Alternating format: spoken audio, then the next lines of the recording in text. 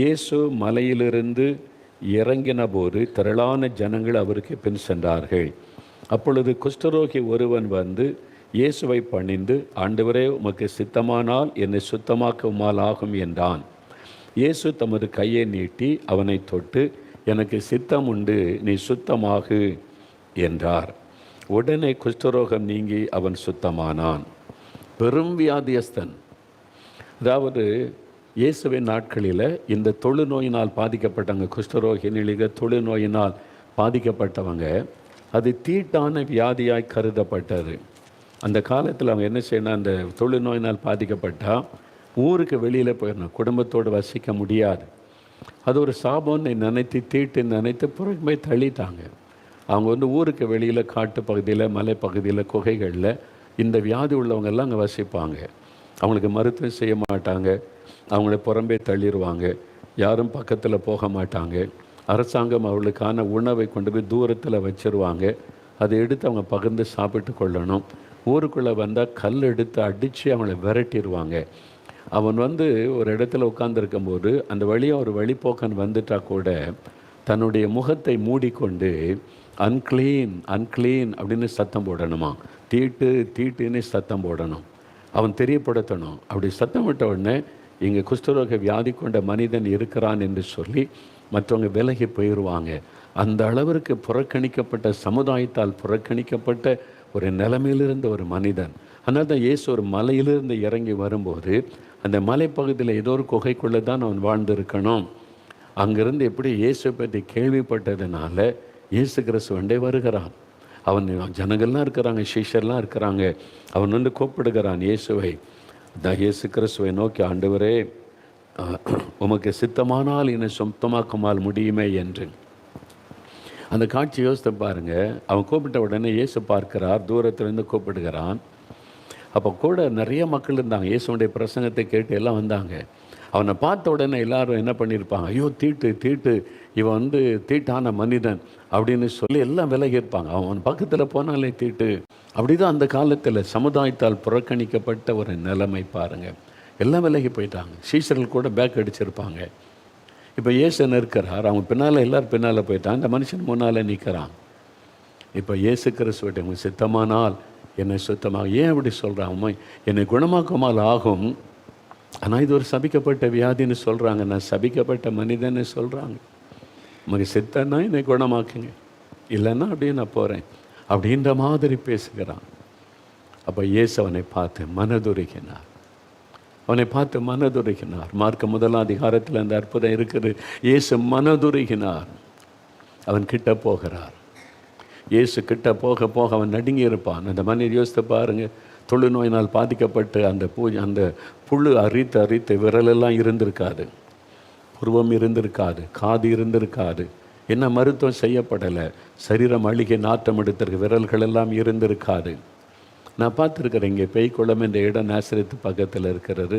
சாத்தாங்குளத்துக்கும் நாசரேத்துக்கு இடையில் தொழுநோய் மருத்துவமனை. நாங்கள் போயிருக்கிறேன் வியாதியஸ்தர்களை பார்த்து ஜெபிக்க, அவங்களுக்கு சில உதவி செய்ய. அவன் பார்த்துருக்க விரலே இருக்காது, 2 கையிலும் விரல் இருக்காது. அவங்களுக்கு இந்த உள்ளங்கை இருக்கும், இதில் வந்து ஒரு ஸ்பூனை வச்சு கட்டிடுவாங்க. அப்படி தான் சாப்பிடுவான். நான் பார்த்துருக்கேன் கண்ணால். அப்போ அந்த காலத்தில், இப்போ மருத்துவம் செய்த இந்த நிலைமை, அப்போ அந்த காலத்தில் அந்த மனுஷனுக்கு விரல் இருந்திருக்காது, கண்ணில் புருவம் இருந்திருக்காது, அவனுடைய காதெல்லாம் அரிச்சு உறுப்புகள் எல்லாம் பாதிக்கப்பட்டு ஒரு பக்கம் அழுகி நாற்றம் எடுத்த நிலைமை. அந்த மாதிரி அவன் நிற்கிறான், பார்க்க அருவருப்பாக. மற்றவங்கெல்லாம் பார்த்து ஒதுங்குற, தீட்டான வியாதி, அவன் வேறு இப்படி இருக்கிறான்னு சொல்லி ஒதுங்கி இருப்பாங்க.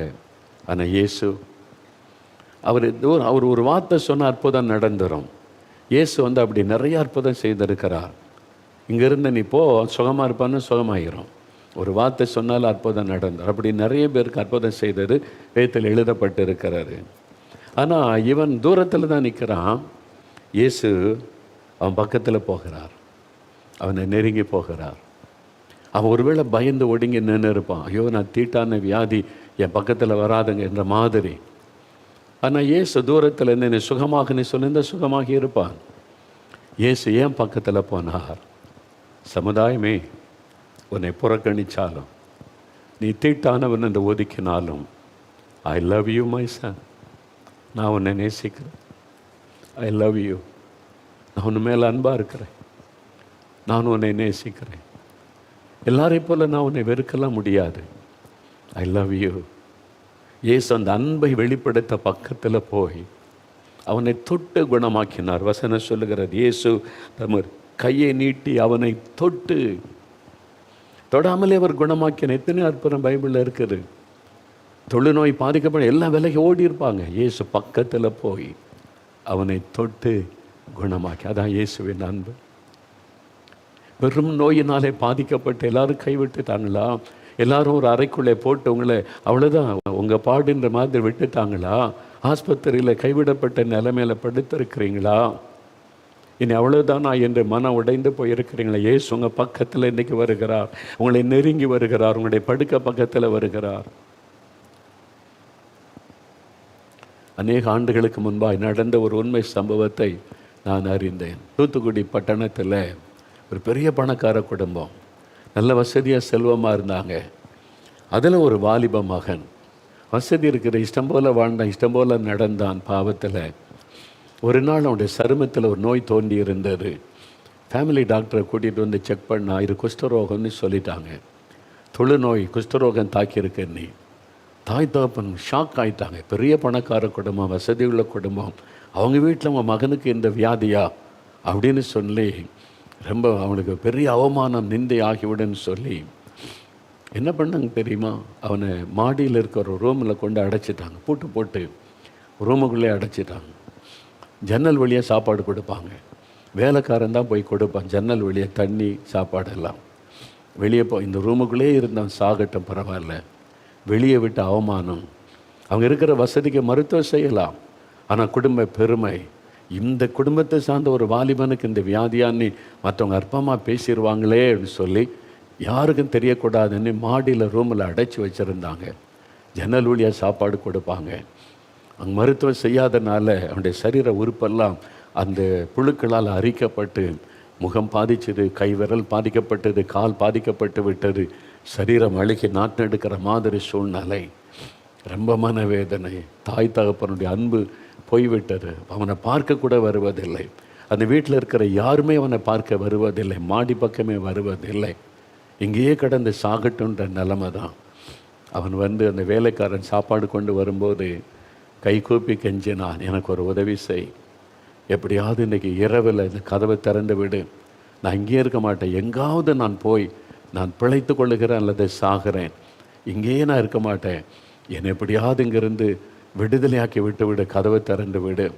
எங்கேயோ நேசரத்துக்கு அந்த பக்கம் ஒரு தொழுநோய் மருத்துவமனை இருக்குன்னு சொல்கிறாங்க, நாங்கள் போயாவது நானாக போய் ட்ரீட்மெண்ட்டுக்கு சேர்ந்து கொள்ளுகிறேன் என்று சொல்லி அவருடைய கண்ணீரை பார்த்துட்டு, அந்த வாலிபனுடைய கண்ணீரை பார்த்துட்டு வேலைக்காரனுக்கு ஒரு இரக்கம் வந்தார்.